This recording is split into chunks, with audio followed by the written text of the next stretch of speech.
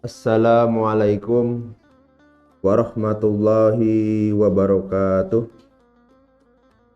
Alhamdulillah wassalatu wassalamu ala Rasulillah Sayyidina Muhammad ibn Abdullah wa ala alihi wa sahbihi wa mawala amma ba'du fala haula wala quwwata illa billah. Faqad qala Allah Ta'ala fil Qur'anil Karim, a'udzu billahi minasyaitonir rajim. Bismillahirrahmanirrahim. Ya ayyuhalladzina amanu kutiba alaikumusiyam kama kutiba alal ladzina min qablikum la'allakum tattaqun ayyaman ma'dudat. Hadirin yang berbahagia,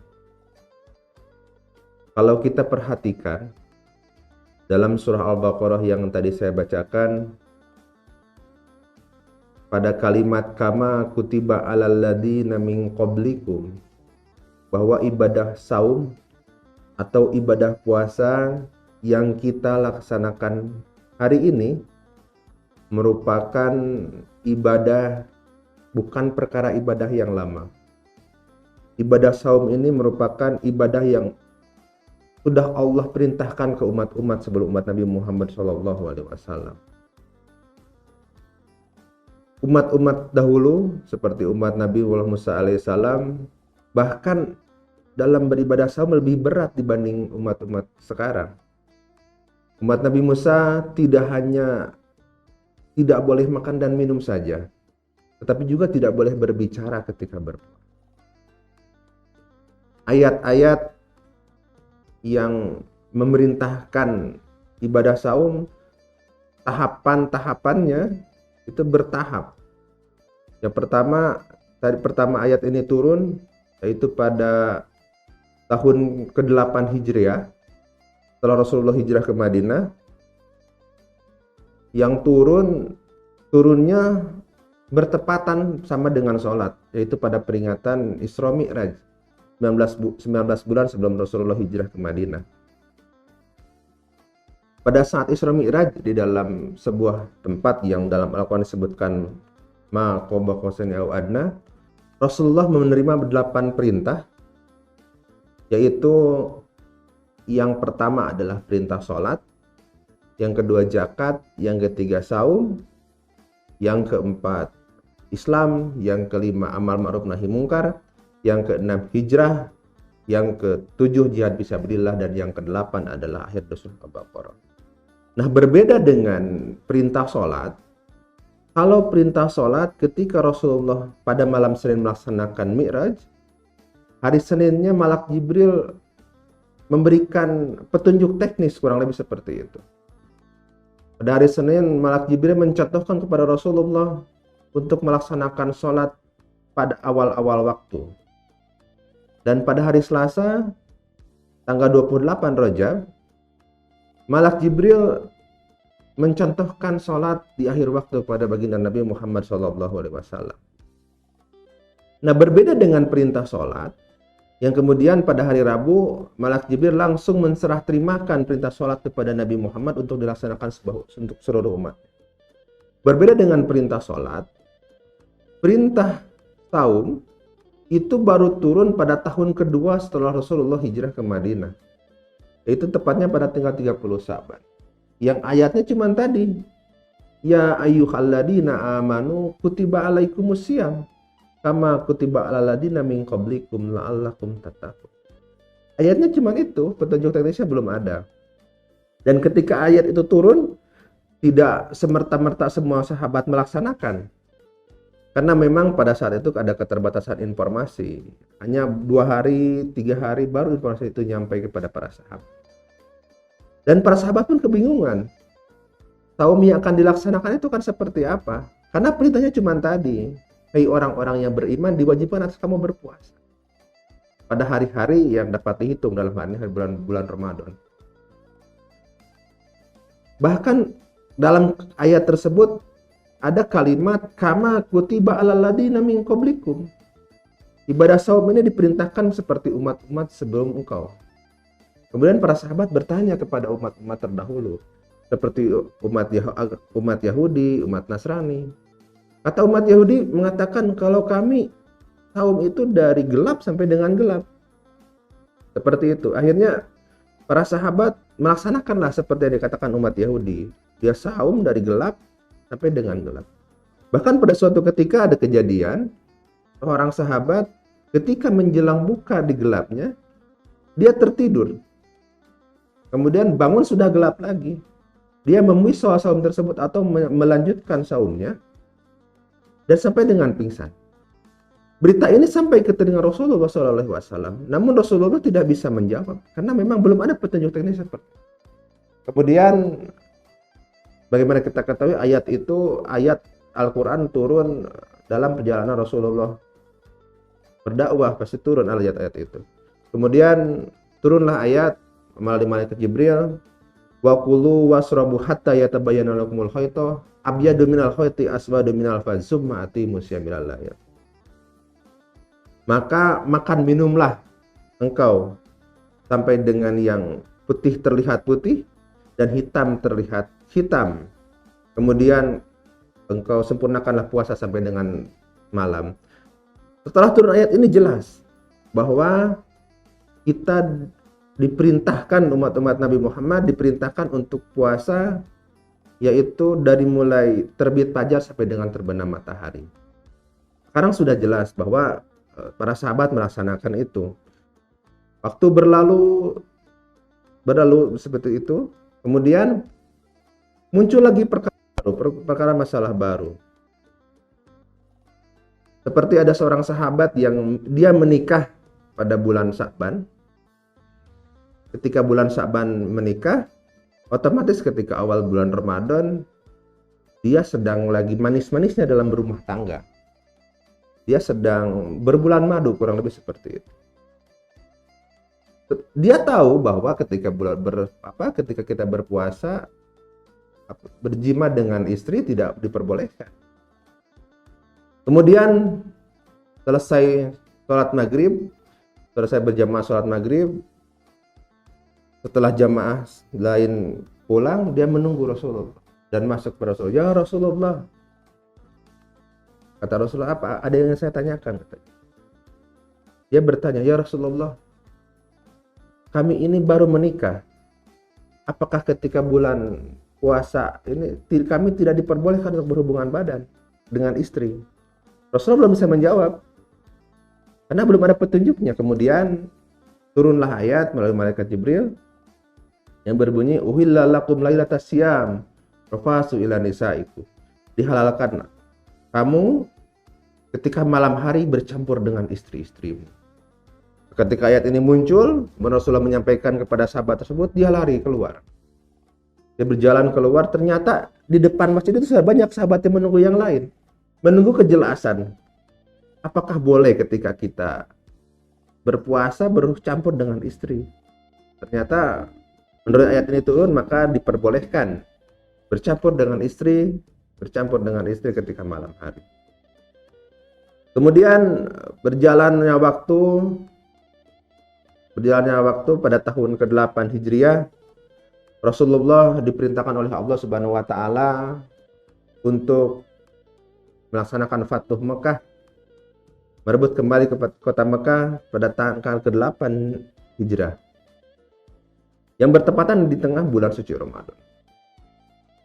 Ketika perintah ini diterima Rasulullah bingung karena ini di pertengahan bulan suci Ramadan. Rasulullah tahu para sahabat sedang melaksanakan ibadah puasa. Namun Rasulullah setelah menerima perintah itu, Rasulullah mempunyai cara. Dia mengajak para sahabat untuk hijrah. Dia membawa perbekalan. Para sahabat, mari kita hijrah, kata Rasulullah, ke sebuah tempat yang Rasulullah tidak menceritakan bahwa tujuannya adalah Makkah. Kemudian setelah perintah itu muncul, Rasulullah pergi bersama sahabat dan mengendarai kuda. Tapi para sahabat tidak tahu Rasulullah ini tujuannya kemana. Kemudian hari berlalu, 1 hari para sahabat kuat, 2 hari para sahabat kuat. Namun pada hari ketiga, karena seiring berjalannya waktu, banyak mulai para sahabat yang pingsan. Karena dia harus melakukan perjalanan dan juga berpuasa. Kemudian para sahabat bertanya, ini Rasulullah tujuannya kemana? Kemudian para sahabat, apakah engkau berani bertanya kepada Rasulullah? Ada sahabat yang tua, biar saya yang bertanya kepada Rasulullah, kata sahabat tersebut. Bagaimana caranya? Ya, itu urusan saya nanti dengan bertanya kepada Rasulullah. Karena para sahabat itu enggan bertanya kepada Rasulullah, tujuannya kemana seperti itu. Para sahabat tua ini datang ke Rasulullah, ya Rasulullah. Datangnya ketika malam hari, karena perjalanannya dilaksanakan pada malam hari, siangnya istirahat di tenda. Di siang hari, sahabat tersebut datang kepada tendanya Rasulullah. Datang dan dia bertanya, ya Rasulullah, aku ingin membacakan syair. Oh silakan, kata Rasulullah. Kurang lebih ada 10 bait dalam syair tersebut, namun saya kurang begitu hafal syair seperti apa. Yang jelas pada bait-bait pertama, pada kalimat pertama adalah pujian kepada Rasulullah, bahwa aku dipimpin oleh seorang nabi yang gagah, yang adil dan bijaksana. Ketika memasuki pada bait-bait terakhir atau bait-bait kelima, sahabat tersebut mulai mengatakan bahwa kami sedang dipimpin menuju suatu tempat, dan tempat tersebut harta rampasannya akan menjadikan harta rampasan perang, dan para laki-lakinya akan menjadikan abid, dan para perempuannya akan menjadikan amat, kata sahabat tersebut pada syairnya. Kemudian ketika Rasulullah mendengar syairan tersebut, Rasulullah menitikan air mata. Karena apa? Di Makkah ini masih banyak keluarga-keluarga Rasulullah yang masih ada. Sahabat tersebut kami tahu bahwa tujuannya adalah Makkah. Pada Rasulullah meneteskan air mata, bersedih bahwa ketika harta rampasannya akan dijadikan harta rampasan perang, yang perempuan akan dijadikan amat dan laki-laki akan menjadikan abid. Kemudian sahabat tua itu keluar dan berkata kepada sahabat-sahabat, "Hai para sahabat, saya sudah menemukan tujuan kita, bahwa kita akan ke Mekah." Namun para sahabat ya, antara bahagia atau enggak, karena memang para sahabatnya sudah kelelahan. Sudah ada yang pingsan, sudah seperti itu. Dan informasi ini sampai kepada Rasulullah. Informasi ini sampai kepada Rasulullah, tetapi belum ada petunjuk bahwa apakah boleh tidak berpuasa di siang hari. Kemudian setelah ini terjadi, lalu turunlah ayat yang selanjutnya melalui malaikat Jibril yang berbunyi, wa man kana maridun aw ala safarin fa iddatun min ayyamin ukhra. Yuridullahu wa yudkhilul usra wa la yuridul usra. Pada ayat ini dikatakan, apabila engkau sakit dan sedang dalam perjalanan, maka diperbolehkan tidak berpuasa dan menggantinya di hari-hari yang lain dengan mengqada puasa tersebut. Sungguhnya Allah menghendaki kemudahan dan menyukai kesukaran. Setelah ayat ini muncul, Rasulullah langsung bertakbir, Allahu Akbar. Sahabat Bilal, dia tahu kalau Rasulullah takbir pasti ada yang berbahagia, ada sebuah kebahagiaan. Rasulullah datang, ya Rasulullah, ada apakah gerangan? Kata Rasulullah, hai Bilal, umumkan kepada para sahabat, boleh tidak berpuasa di siang hari ketika dalam perjalanan. Kemudian Bilal datang kepada para sahabat, kata Rasulullah, kita boleh tidak berpuasa. Namun para sahabat meresponnya dengan dingin. Bagaimana mungkin Rasulullah akan memerintahkan kita untuk berpuasa, tetapi malah untuk berbuka di siang hari, kata para sahabat. Kemudian sahabat bila datang kepada Rasulullah, ya Rasulullah, para sahabat tidak percaya aku berkata demikian. Kemudian Rasulullah keluar dari tendanya dan naik ke atas unta. Hei para sahabat, saya akan minum, mengambil air dan naik di unta, dan Rasulullah minum. Membatalkan puasanya di siang hari karena sedang dalam perjalanan. Setelah ayat ini muncul, kemudian turunlah ayat Al-Yauma akmaltu lakum dinukum wa atmamtu wa raditu Islam madinah. Ini sebagai ayat kesempurnaan oleh Allah yang mengatakan bahwa kuserahkan agamaku untuk kepadamu dan agama ini sudah sedemikian sempurna. Hadirin berbahagia, maksudnya apa? Kita sebagai umat Nabi Muhammad SAW sudah sangat sempurna, perintah ibadah saum ini sudah sangat sempurna. Dengan kesempurnaan inilah, marilah kita sama-sama menjalankan ibadah saum ini dengan sungguh-sungguh. Karena dengan proses-proses yang tadi, dengan proses yang sangat panjang, ayat-ayat ini, perintah ini muncul, marilah kita jalankan ibadah dengan sungguh-sungguh.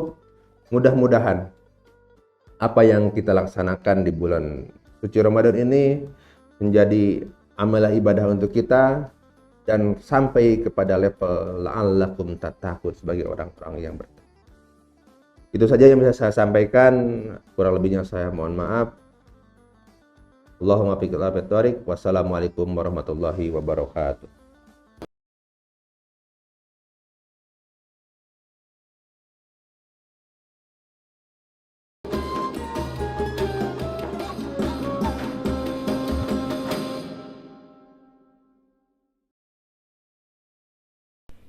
Jangan lupa untuk subscribe, like, dan komen channel ini.